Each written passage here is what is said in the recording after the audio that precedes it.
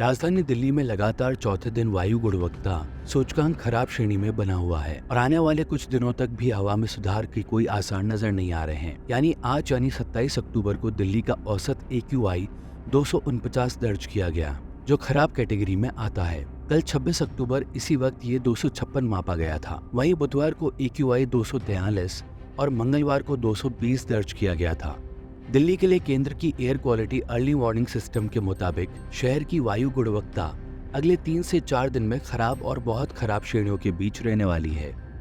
बता दें कि 0 से 50 के बीच AQI को अच्छा, 51 से 100 के बीच को संतोषजनक, 101 से 200 को मध्यम, 201 से 300 को खराब, 301 से 400 को बहुत खराब, 401 से 500 के बीच AQI को गंभीर माना जाता है। दिल्ली की हवा की गुणवत्ता मई के बाद पहली बार रविवार को बहुत खराब हो गई थी, जिसका मुख्य कारण तापमान और हवा की गति में गिरावट थी, जिससे प्रदूषण जमा हो गए थे। हालांकि प्रदूषण पर काबू पाने के लिए सरकार तरह तरह के कदम उठा रही है।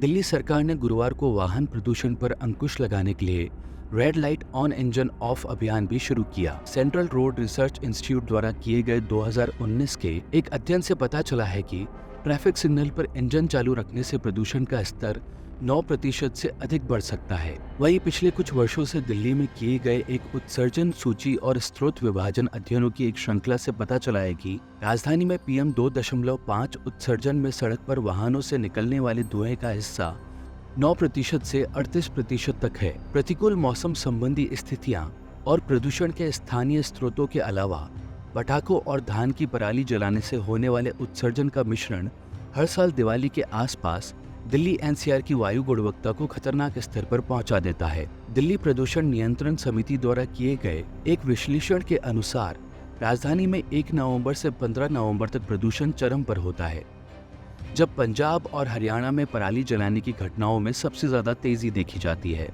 दिल्ली के पर्यावरण मंत्री गोपाल राय ने कहा कि सरकार ने राष्ट्रीय राजधानी में मौजूदा 13 के अलावा 8 और प्रदूषण हॉटस्पॉट्स की पहचान की है और प्रदूषण स्रोतों की जांच के लिए वहां विशेष टीमें तैनात की जाएंगी।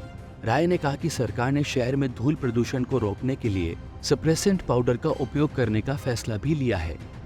सप्रेसेंट पाउडर में कैल्शियम क्लोराइड, मैग्नीशियम क्लोराइड, लिग्नोसल्फोनेट्स और विभिन्न पॉलिमर जैसे रासायनिक एजेंट शामिल हो सकते हैं। ये रसायन महीन धूल कणों को आकर्षित करने और एक साथ बांधने का काम करते हैं, जिससे वे हवा में फैलने के लिए बहुत भारी हो जाते हैं।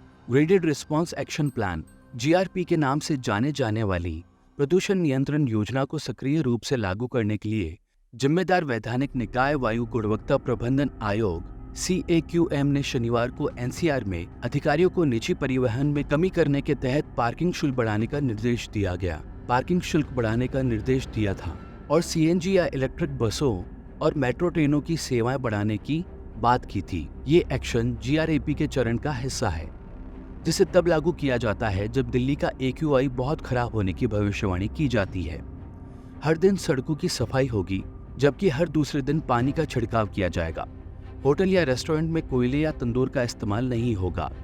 अस्पतालों, रेल सर्विस, मेट्रो सर्विस जैसी जगहों को छोड़कर कहीं और डीजल जनरेटर का इस्तेमाल नहीं होगा। लोग पब्लिक ट्रांसपोर्ट का ज्यादा से ज्यादा इस्तेमाल करें। इसके लिए पार्किंग फीस बढ़ा दी जाएगी। इलेक्ट्रिक या CNG बसें और मेट्रो सर्विस के फेरे बढ़ाए जाएंगे।